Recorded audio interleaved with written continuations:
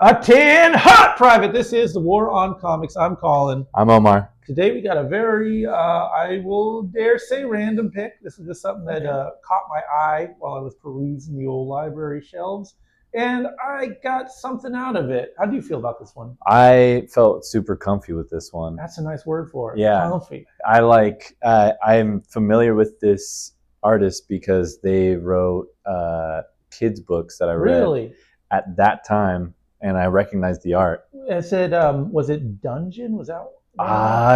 It looks like that. I was trying to look in the Wikipedia to make sure I didn't hit some prior works from them, but everything I was looking was not something I was familiar with. So this is all I got. But Joann Sfar. Joann Sfar. At the end, which is anathema to us Americans. Joann Sfar.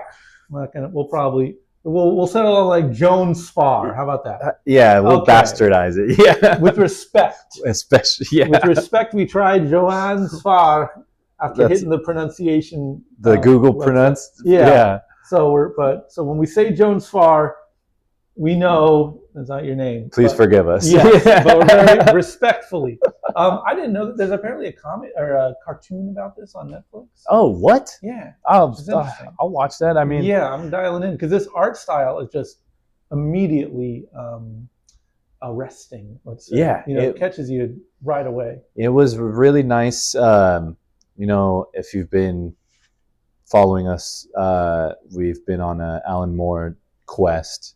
And it's been a really nice, kind of path to really cozy, such a cozy comic. Yeah, I think maybe what spoke to me about it being kind of elbow deep in this analysis of particularly Alan Moore's comics in terms of, here's the first act, here's the second act, here's the third act, here's the structure, here's the way the pages are laid out.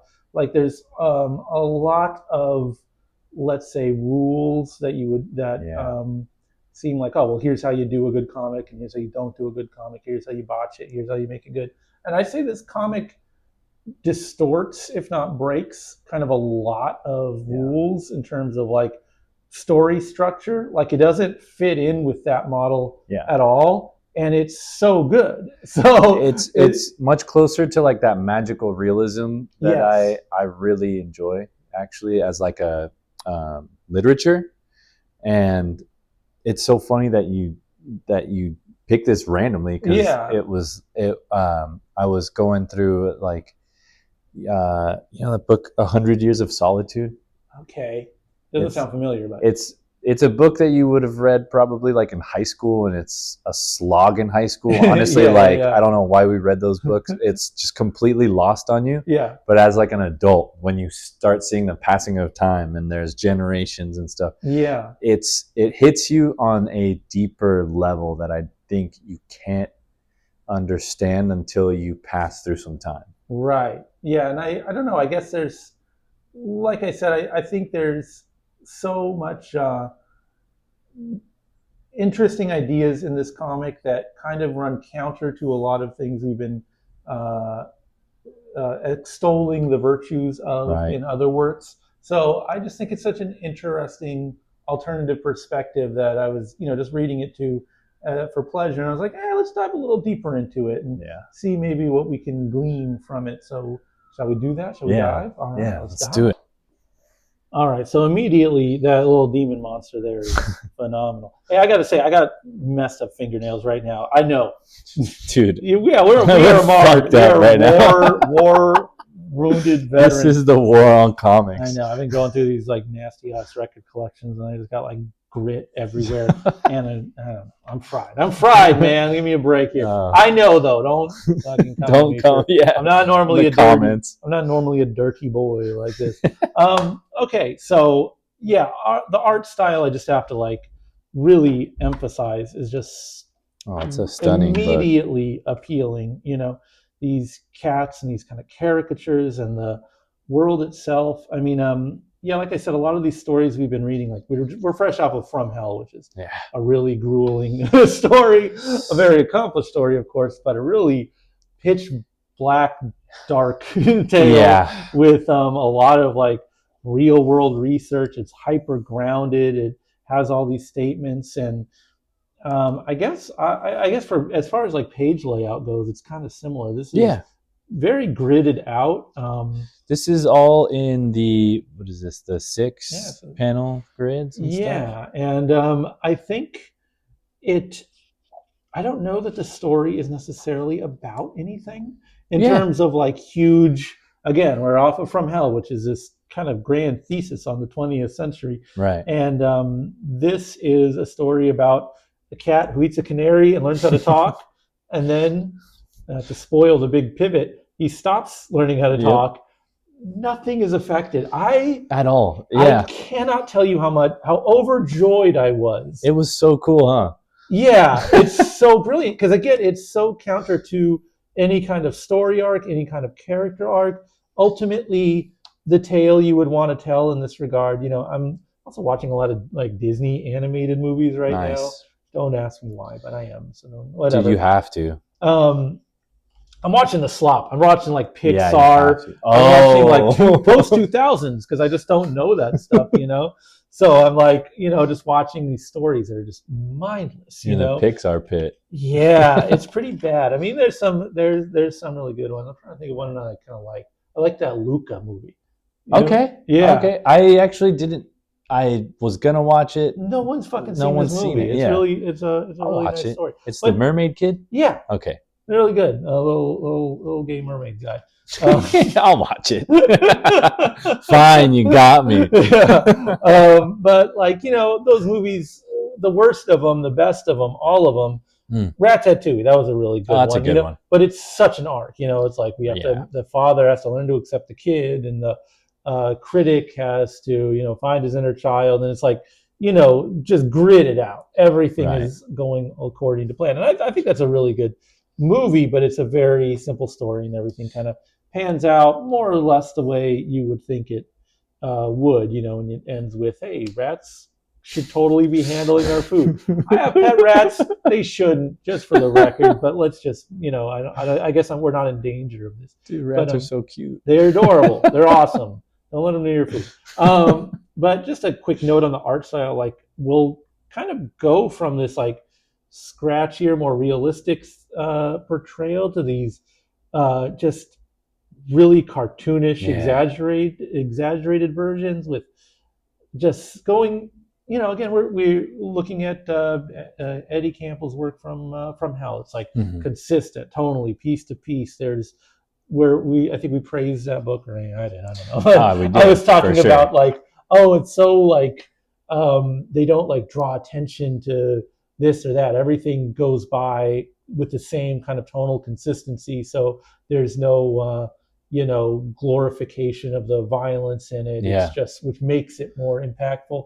But here's a comic that kind of is playing loosey goosey with like proportions and like how much detail is added, and it's thrilling to read. There's no like none of this stuff that any established cartoonist, if you were in class or something, these would be critiques.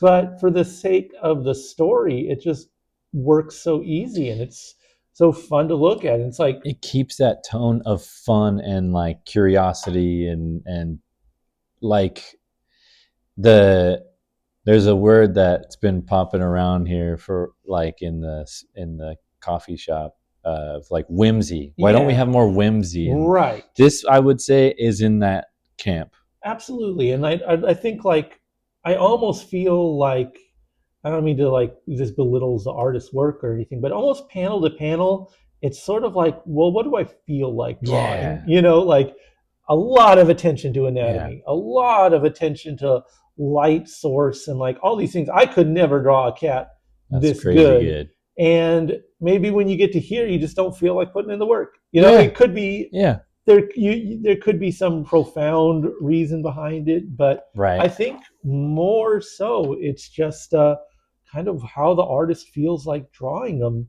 Yeah. And I think that ease that they have, I mean, you said comfy earlier, I think that's makes it more comfortable. It's if something is fixated on and obsessed over, it's almost harder to look at, But when you have these kind of just slapdash fluid like silhouettes there, and these anatomy rules that don't necessarily abide. And like this part, like there's so much brick detail here. Like the forms are, I mean, you still get the silhouettes and the shapes and stuff, but like the by this panel, Yeah, maybe you it's just don't fucking feel like paying that close of attention to the city. And it's not like, well, you don't have a sense of where everything is. Like, when you read those kind of month to month published comics, and you could just tell when they didn't have time to right, or to really pay attention to a background. And what's the game you can play reading like an Image comic or something? Yeah. It's like, where does this take place? And like the gray background, like some jaggedy things just for busy work. But this comic, the interiors are really strong. The city itself, like it's Algiers and I think Paris, and you get the very real distinction between the two. And go back to From Hell, it's like that's a book where there's maps and like all the geography is agonized over. This doesn't have that attention to detail, but you still get the same effect. You still get that tone where these places, they feel very specific to the place. These weird little side characters you see once and never again. It's so cool, like just to pop into these people's lives for a second, and then you just like the perspective of the comic is through the cat's eyes. Right. He's a very opinionated cat, and he's just more like the perspective of him, like humanizing the humans, is so interesting, and it just felt like a little exploration in like the study of humanity. Yeah, and these characters, I think they're fleshed out because they're so multifaceted. Like again, to go back to like Disney storytelling or like just basic structure, like this guy's a fucking prick, he kicked the cat. There you can never have a Western comic, and I guess this is still from France, so it is still Western civilization, right? You kind of can. I'll let you pick through the racist connotations of that, but there's not. It's not often you see a person be outright mean to be physically violent towards a cat. And there are those people out there. He needs to, something really bad needs to happen to this guy, and a lesser writer would have the anvil fall on his head or whatever the fuck, all the cats get together and scratch him up or whatever, but it like never comes up. No, that was it. It was just there's so many of the I guess maybe it's the consistency of the inconsistency.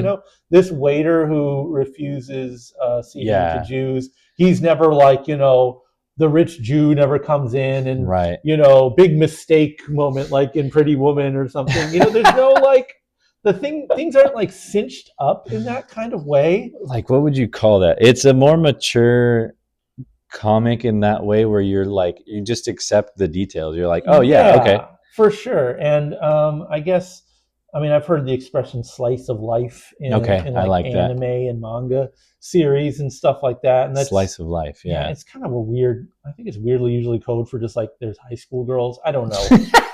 Okay, I've heard home movies described as like a slice of life show. There are analogs in the West for that. I could kind of see that one as being like, it's almost like you're a fly on the wall to these conversations. Yeah, I could see that for this. And like, so I think maybe because there's not dramatic events, and because I guess a gal gets married to someone. It's kind of a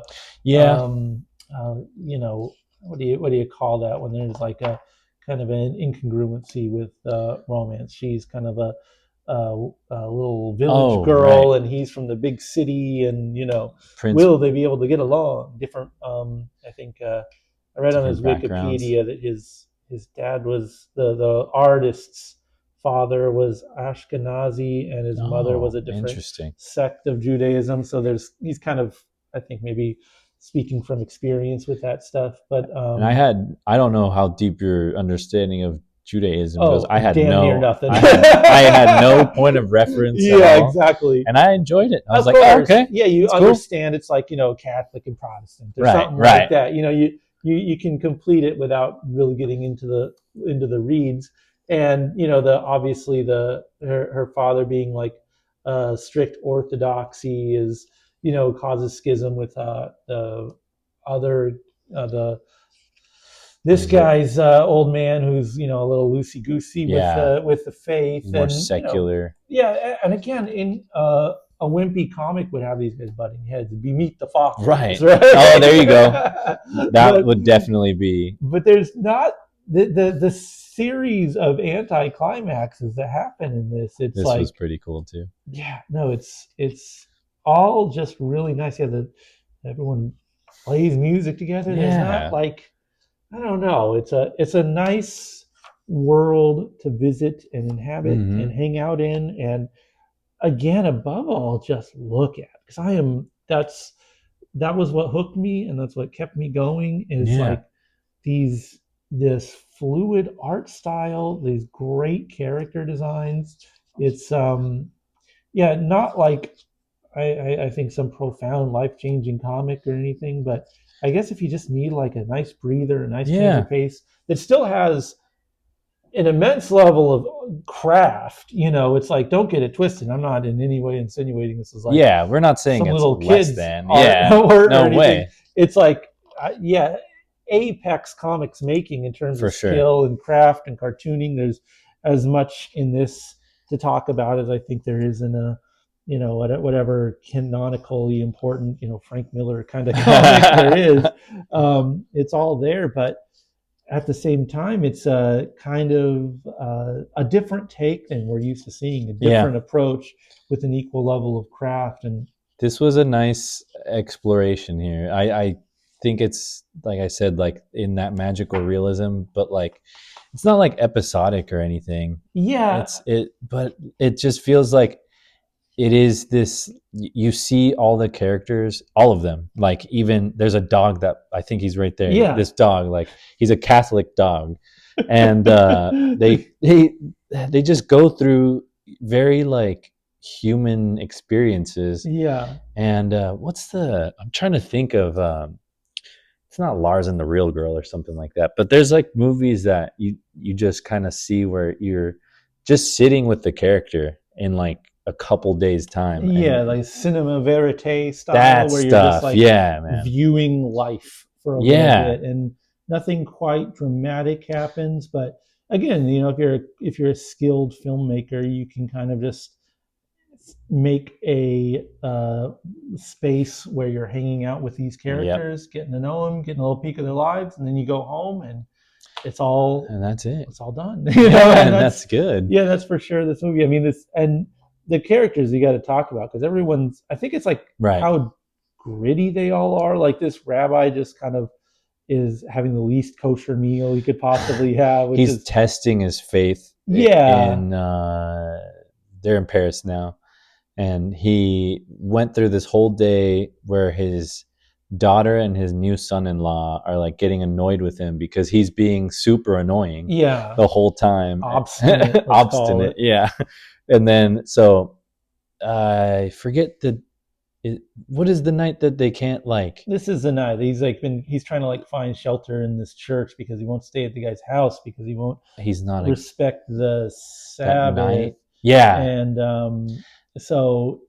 but they're like, okay, fine, whatever, go do your thing, go do that. But then he ends up just breaking anyways and just like giving in to like the easiest temptation. And again, in a more, I don't know, cliched story or whatever, some lightning bolt would come down and smite him, or some great omen would come that would show that would reify his faith.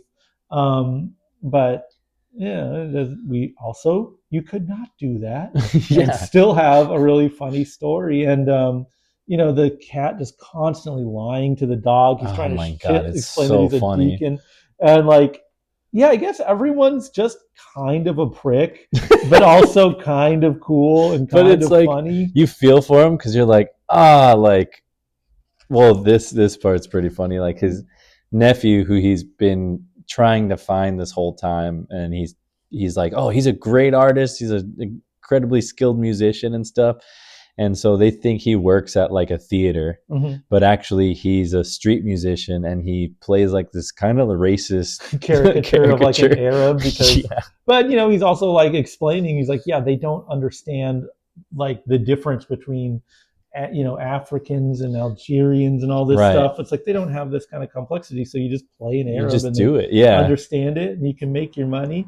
And again, in terms of like setups, you know, the way to close this loop, right, is that him and the rabbi guy are going to get together and they're going to play Right. their authentic music, you know, and it's going to, you know, bring them fame and fortune and all that. And then what happens when they do come together, they do jam. It does sound pretty good. Yep. He's got this gal that's like, you know, is kind of a mistreater of sorts. A gal about town. Yes, but he's, you know, so in love with her, he can't break her, and it's so funny, man. Yeah, they end up playing, and the guy's just like, this act isn't going to work. Right. But I like your little Arab act, so yeah, you know, you do that. You're hired, and so it's like, again, this is not how you structure a story. This isn't how you know, have satisfying endings and stuff.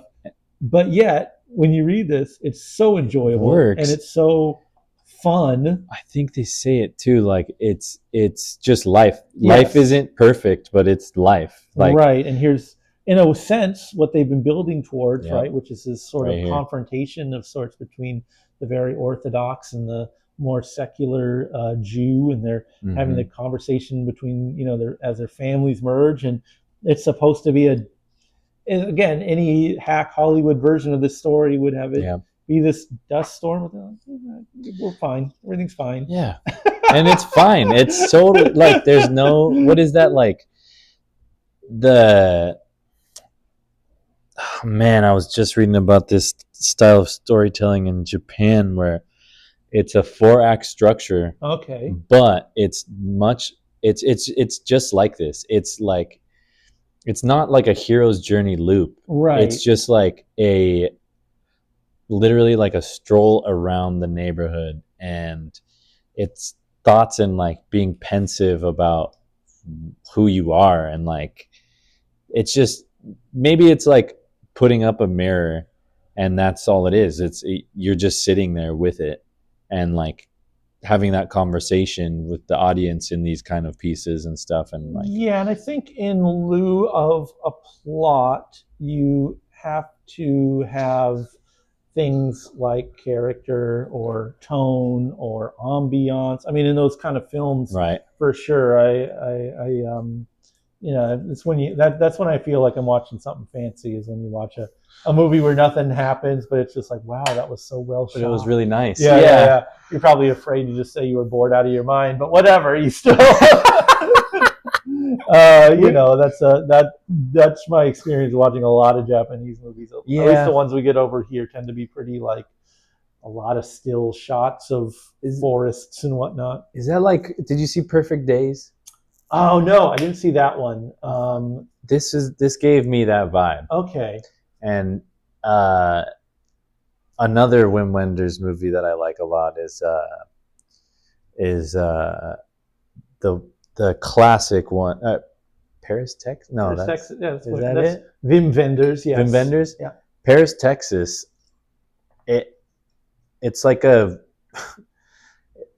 funniest Western that isn't a Western, or it's just like its own kind of thing, like a stranger in a strange land kind of thing. One of his fucking movies, you know. Oh man, I know, and that's what everyone's reaction. And I feel like I'm telling you, man. If you ever, you know, if you want to fucking say you got more money than me, I'm not gonna give a shit. If you want to say you're, you know, better with the ladies, it's like, sure, you're stronger than me, you're better looking than me. Anyone can, like, you know, hold these things over my head. I don't have that like competitive edge or whatever. You know, it's like I accept my place in the hierarchy, as it were. But man, the times when I feel like insecure and shit, what do you call it? Inadequate. Get in my feelings when I see like those Criterion Closet joints where they're just like, oh yeah, the films of Le Card de Monasse.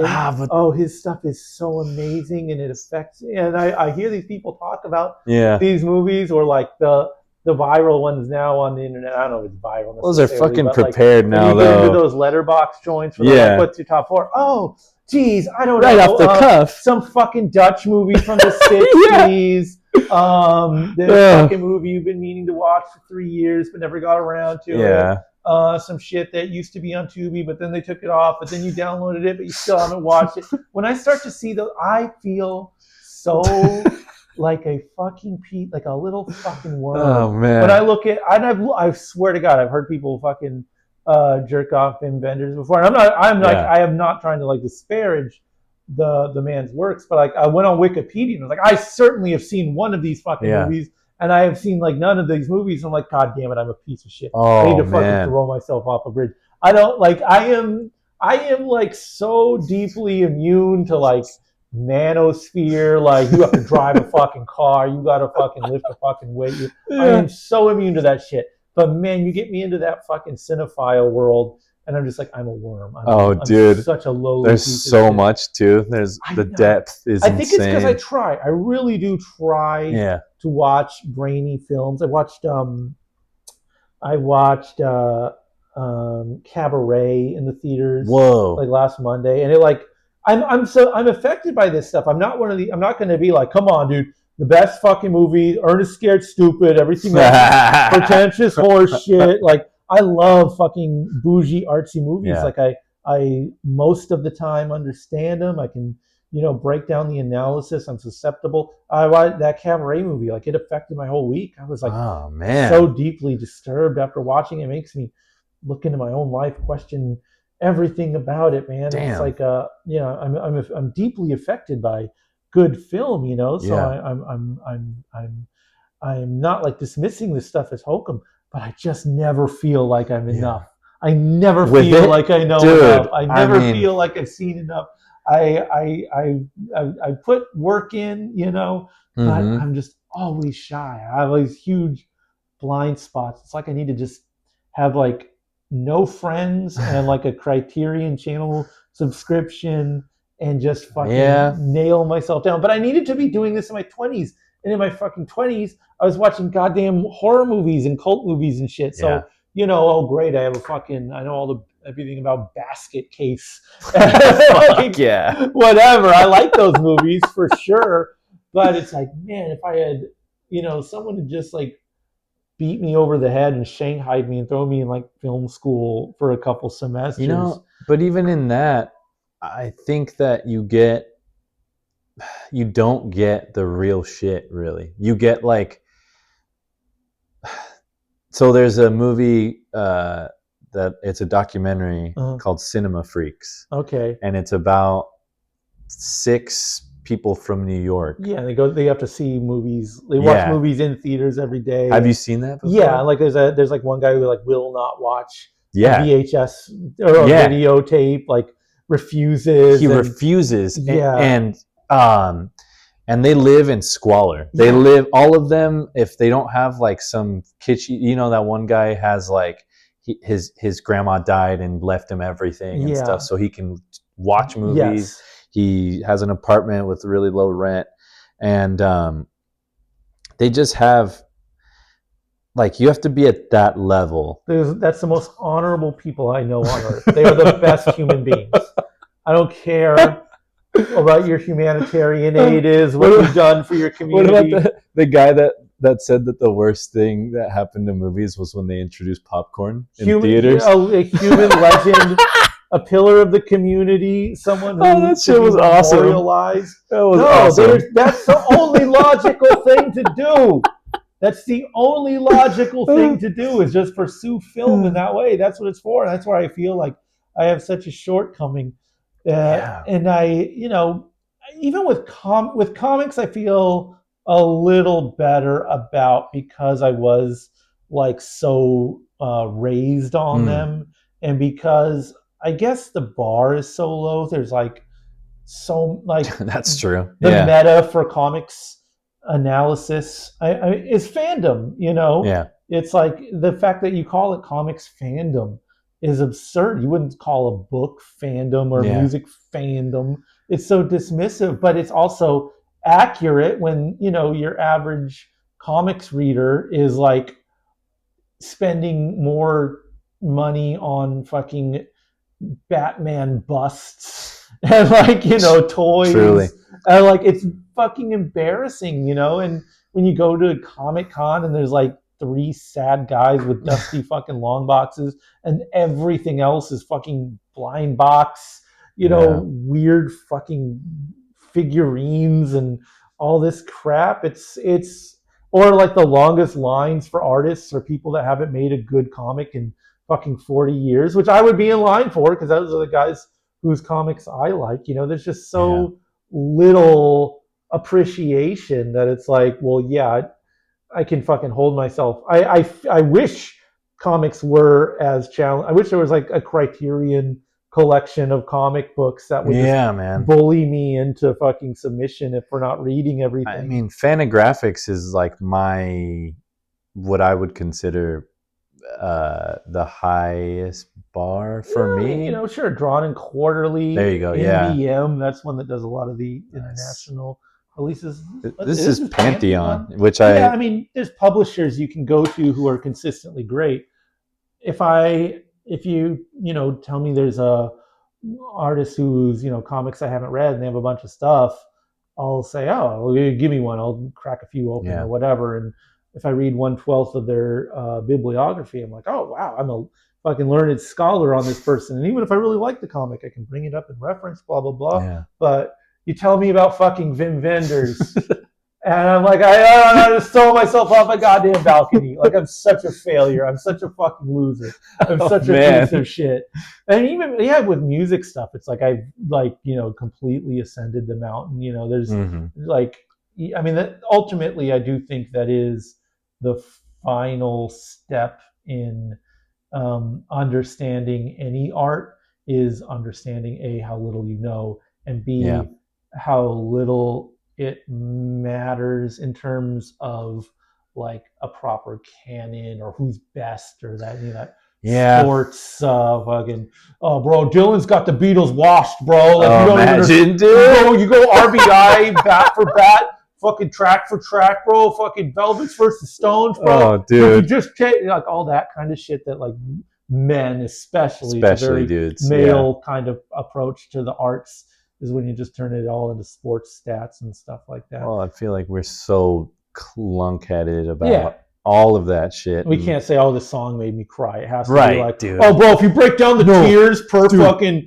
per minute on that fucking record, like I'm guilty of it for sure. But at least I understand as a like my final analysis is that it is just for you, you know, like it's your relationship with music, and with music especially, that's like you can really just pick like 3 records and listen to them for a year and you'll walk away with a very deep understanding versus the guy who's like YouTube dropping every Nigerian funk 45 and has like a tertiary understanding of it and can probably play a banging DJ set or something, but you know, especially as you grow older with records and music and stuff, you're like, okay, I'm trying to, let me think. I've been getting really into the Wipers lately, which are a very like kind of entry level group that never really made sense to me. They just me either, dude. I'm fixated on them now. The first 3 records. So he was known as the Northwest Hendrix or something like that. Somebody told me. I wouldn't call it that. But okay, somebody said that to me back in high school, and it turned me off. We all live under the shadow of trying to be Wipers guys, right? And I'm just like, I'm like, oh, I've been listening to, you know, Is This Real on repeat. I'm just gonna fucking start having like drinking Pabst Blue Ribbon and like, you know, wearing all denim all the time. Like I'm just gonna become didn't he wear a? Oh, I don't know about him. I'm just saying like the average just fan, in general, like some fucking guy at a punk bar right now. Yeah, only the coolest people have recommended the Wipers to me, by the way. Right. No, it's not. It's like I was like, oh fuck, I got to get into him, and then I just got in my contrarian bag and was like, this is just fucking grunge music. This sucks. And now I've gone full circle, and I'm like, oh, I actually really really, really appreciate this Okay. music and enjoy listening Shit, to it all. man. And there's no reason. It's just, record came in used to the shop and I just listened to it on repeat. And I was just like, this part of it is that it is like, if you were to make a movie or show about being a record store guy, or if you were to create the soundtrack to taking place in a record store, it'd be the fucking Wipers. No way. It's so on the nose. Oh shit. It's such like record. You are in a record store if you're listening to the fucking Wipers, no matter where you are. I don't care if you're on the Himalayan mountains or the climb. You put on "Is This Real?" You are in a fucking. It's not Husker Du or something. Oh, Husker Du's there. Oh, there's a whole fucking. I'll throw a fucking Spotify playlist together. Fuck yeah, dude! I would love to hear that. It's a cinch. It's easy, and it's not bad. It's not bad. It's not necessarily good. I mean, Joy Division, the Velvet Underground. Where would our lives be without these groups? Yeah. But they're also very much so record store guy. Yeah. Bands. Or they got co-opted by Reddit, I think, a lot. Oh yeah, but shit. or there's always some intermingling there when something's that kind of classic. Yeah. You can't really put it up. Sonic Youth. I love old like mid-period Sonic Youth. Mid-period is good. It's very much you put on fucking Daydream Nation again. You are in a fucking record store. Yeah. Central casting, whether you like it or not. But it feels, I don't know, sometimes it feels good to lean into the cliche. Ever roll down the windows and play Van Halen on a summer drive? The cliches feel good. Which is all to say that I like these records now that are a recent discovery of mine. I find them enjoyable. I know for a fact I can never, ever, ever understand that music as much as, far more mediocre groups, let's say, that I have been listening to since I was 16, or that I have an affinity for throughout the decade. There's no shortcut to that, to really understanding music and having it be in my DNA. I discovered the Wipers too late in life. It'll never be in my DNA. Whereas, like, I don't know, someone like No Means No, someone like, thankfully I was, Ramones pilled very early on. And that's if you can have one of those foundational groups that genuinely align with your tastes at a young age, like that's everything. That's the trifecta. You'll never be want for a music identity. No one can pull a fast one on you. No, yeah, and you'll have, in the sense of like the Hemingway-esque thing of like the truest thing is what is beautiful. Like the Ramones are true music to me.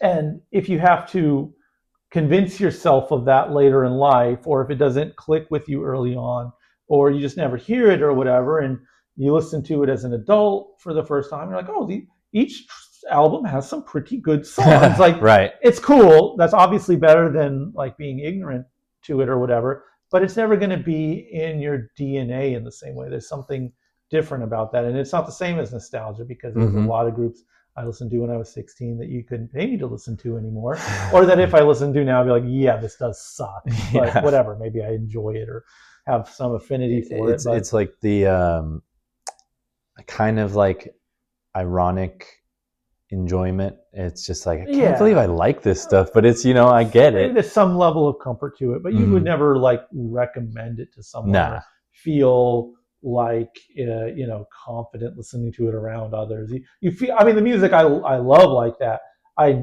would never play around other people because it's just so fucking I understand what qualities about the music are unpleasant to others, so it's like I love the music, but it's headphones music, and I know it definitely sways against the canon, whereas Ramones I connect with, and it's the canon, and you can play around other people, so it's the dream. I generally judge people that don't like the Ramones. Yeah, no, there's something we're never going to connect. There's layers that we're never going to connect with.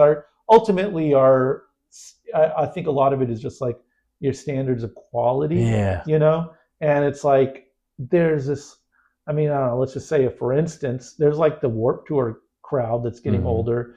That's like their level of quality is like brand new Fall Out Boy and like Thrice, and it's like we're never going to speak the same language. Like obviously I don't give a shit what you listen to or whatever, but it's like we're just never going to be able to talk because you don't have the same bar for quality, and it's different than just Yeah. having a fucking different opinion. Because trust me, I like a lot worse music than that, but I'm gonna understand the fucking difference. Listen, man, what I'm trying to say is, it's a personal relationship. It's an adventure. Your connection to Yeah. music is personal, and Oh shit.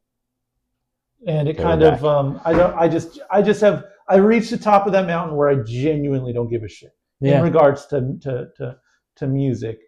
In regards to comics, again, there's the bar is in hell. If you Yeah.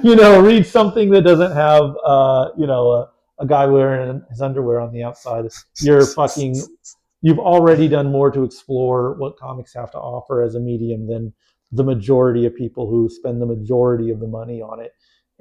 But with movies, oh god, I feel so low. I feel so. It's interesting to me because I feel that same way about I had that feeling with music for a long time of like I need to, like, I would stay up until 5 a.m. You got Rate Your Music pilled. That's dude. I got RYM insane so early. That is such an insane one shot, man. Dude. It was fucked, and I loved my experience on it. Yeah. And funny enough, they flagged my page because of how I was on it, just reading and just like going through lists like over and over and over again. That I guess I overloaded their fucking loading system or some shit. That's so sick. So I got they put me on a timer. So like this was like years ago. Yeah. But anyways, it was all for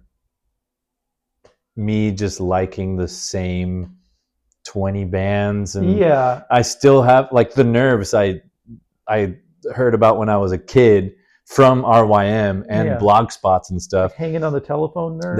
That band.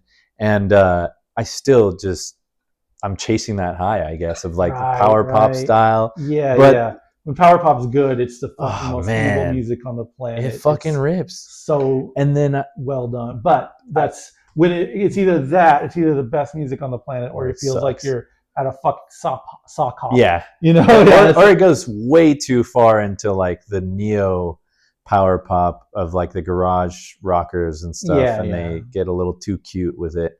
And like I remember you showed me that band Shazam, even I don't remember. Oh wait, or the Move, the album Shazam from the Move, from them. Yeah, and that was like my heavy psych and power.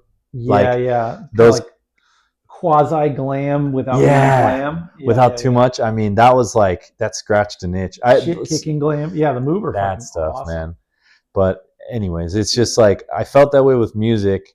I've always felt that way with comics, even at an early age. I've always been like, oh my god, what's like the next thing? Blah blah. But recently, and I think I just accepted it with movies. If I hear of a movie that somebody says is good, I'll watch it. Usually don't like it. and I'm fine with it. Yeah. I like it. And I'm enjoying that experience a little more than like feverishly looking these things up. Yeah. Like going too far into the, I don't know, man.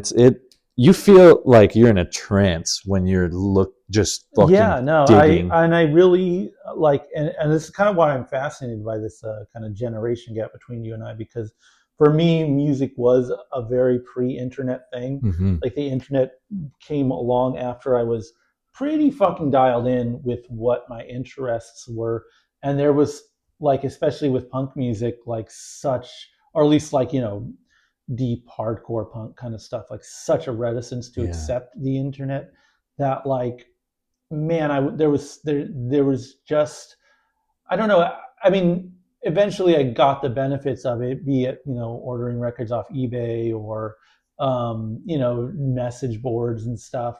That was all like very beneficial to growing my interests. And like, I learned a lot from that kind of stuff, but I learned a lot from it after having a foundation that was really based on like actual lived experiences, and like talking to my friends, at like meeting friends through music talking about music at high school, going to their house, listening to records, doing mail order with them, opening the Wow. packages, and like sharing the music that we had. I mean, in a pre-file sharing kind of world where it was Yeah. like you order the $3 7-inch, you listen to it, and like having those kind of foundational experiences makes me look at the world of RYM, which I think is upstream from like the 4chan music board, Yeah. which Oh, is absolutely.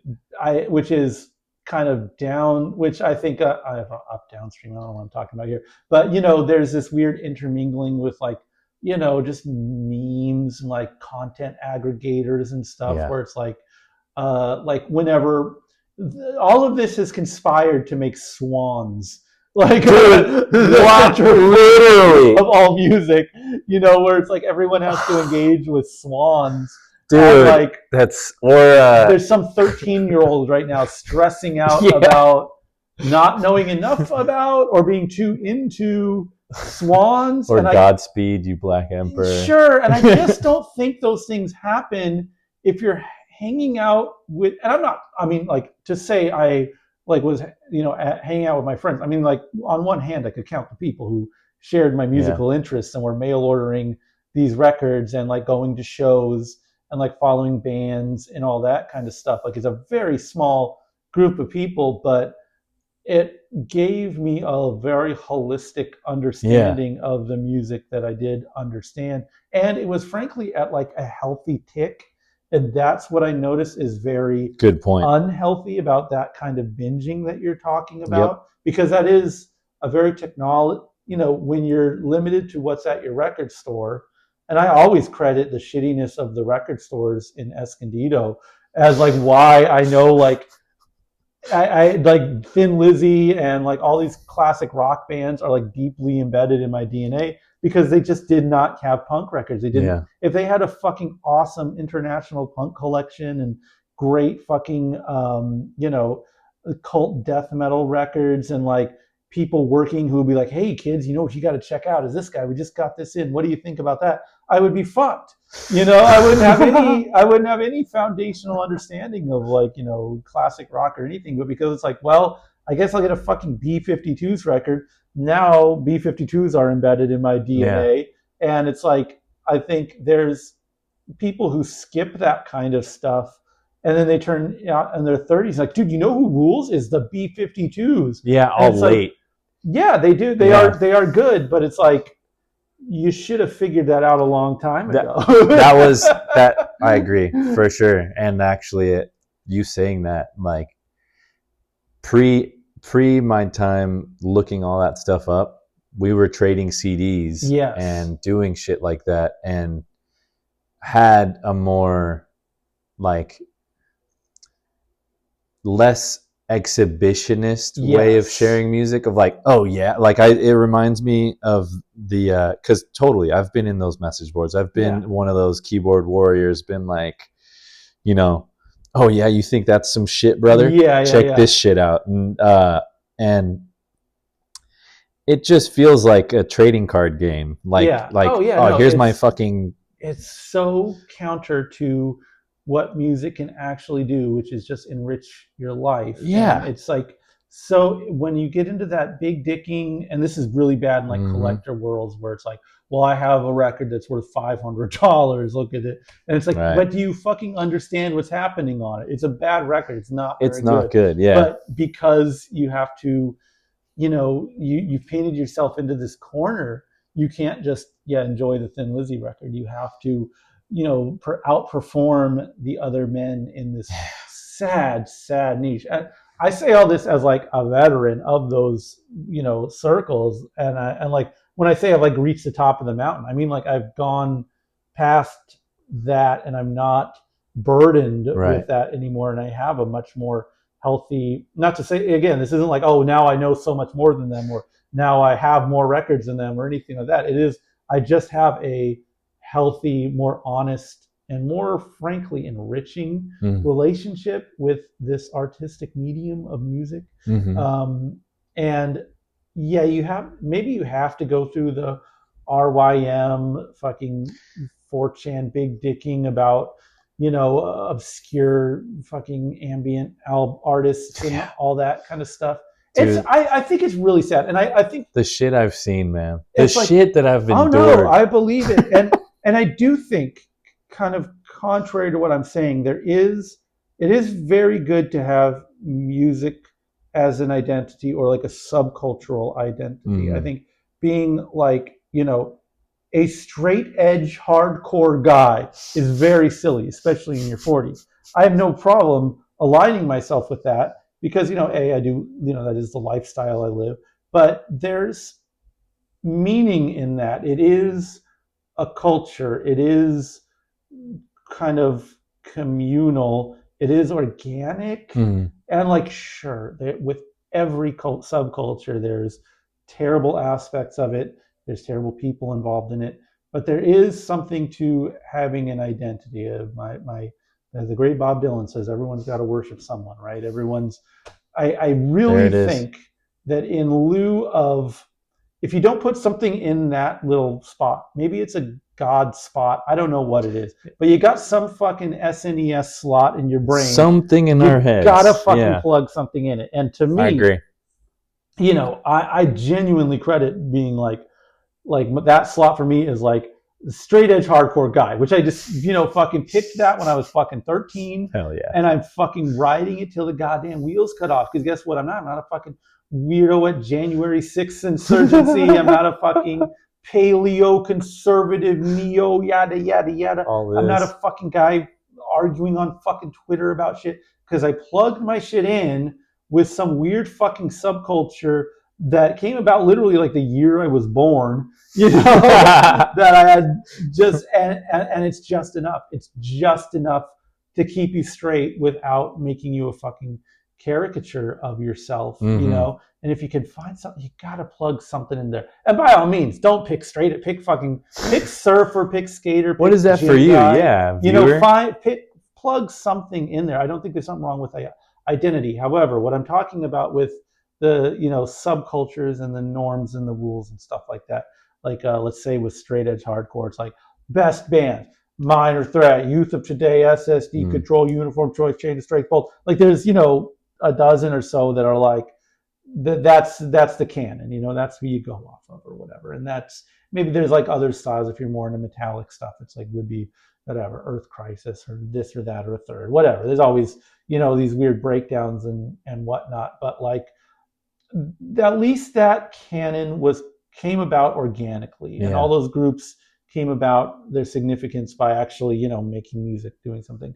The like weird RYM / Mew guy, the identity I've seen for that is so fucking weird and lost and perverted, because it's not a subculture that came about from, I can remember going through like this guy who was older than me. He was like selling some records, and I was like, oh, what is this, like a first pressing of this or that record? He goes, no man, you got to know this stuff. Listen, this is the second pressing, it has the Xerox sleeve, whatever. He was kind of like going that, and like it wasn't like in a dickhead way, it was like genuinely like, learn this stuff. Like it is important. And it's like, all right, I'm gonna fucking learn it. And like there's bands that you don't really love at first, and you're like, everyone says these guys are great, I'm just gonna fucking, why? And you listen to it enough, and then you're like, oh yeah, I get it now. And is that bullying? Is that whatever it is? Maybe it is. Maybe it is groupthink, but it was come about through an organic way. It was come about through, well, this band toured enough, or this band in their time, there was no one else like them. They were influential in this kind of way. Again, because there's these norms and rules within that subculture, it sort of gears you towards, again, the grand scheme of things, which is more healthy and natural relationship and appreciation of music. And it comes from a community. There are people with names attached, who kind of did these things. Whereas with the general issue Mew guy, it's like, yeah, Godspeed, MF Doom, King Crimson, Swans, Radiohead, kind of ironically, Weezer, ironically. Like, what the fuck are we talking about? Craziest mixed Death bag. grips, fucking car seat headrest for some reason. God, man. It's so weird. It's so unnatural. It is not based on community or people or elders or being ingratiating yourself into a community, or like certainly not like, well, here's the ethics of these groups, here's what they stand for, here's the ideas they promote, like anything that would require us a belonging into a subculture. Like if, let's say, I mean, goth is a really shot one, but like, let's say there was like, some group that had really fucking weird politics or something, even though the politics of that culture aren't very like, in a way that like, someone like Crass or like, Outlaw Country, it's like pretty explicit what their politics are. But like with goth stuff, it's like, maybe there's not explicit politics, but if you go to the clubs and you hang out with those bands and stuff, it's like, oh, there's a lot of gay people, there's a lot of gay people, and it's like there are a lot of people who are kind of find themselves in that place because they were probably bullied or whatever, and like they like to express themselves and be kind of outsiders, and so there's like an acceptance and a tolerance and all that kind of stuff. So like not just aesthetics. They're there because it's culturally like they feel connection with it.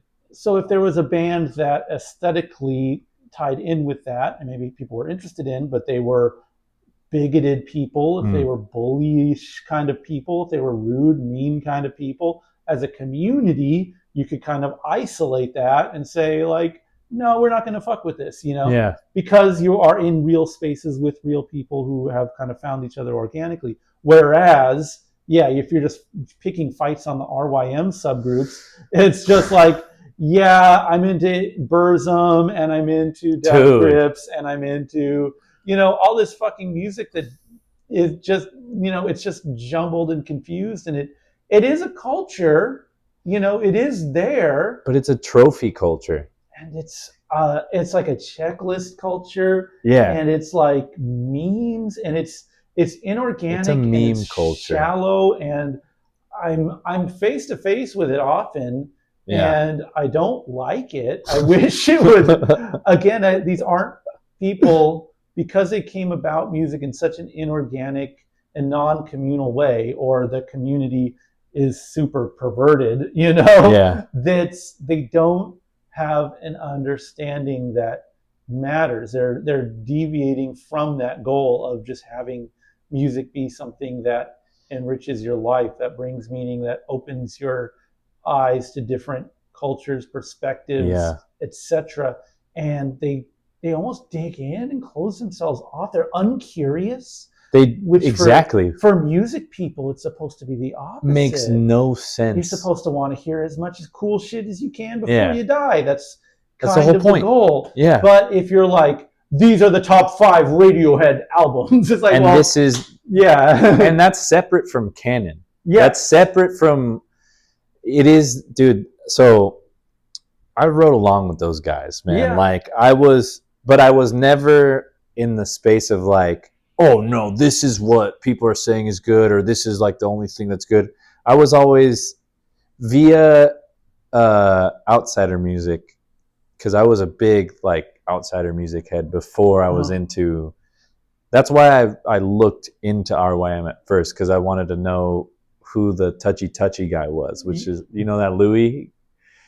Have you heard that? It's some outsider bullshit, and that's where they had that bank of music, and from there, I kind of started becoming a part of like that culture, just because I wanted to, the know germ about is it. Always healthy. It's right. But it does kind of eventually close you off. Oh my God. And it's separate from like, because before that, I guess it would have been like a Nurse with Wound list kind of thing. Yeah. Which is, credit where credit's due. I do think, I respect anything pre-internet, so the new Nurse with Wound list is still a valid way. You will expand your brain in a lot of fucking interesting ways if you actually do the work and listen to those records.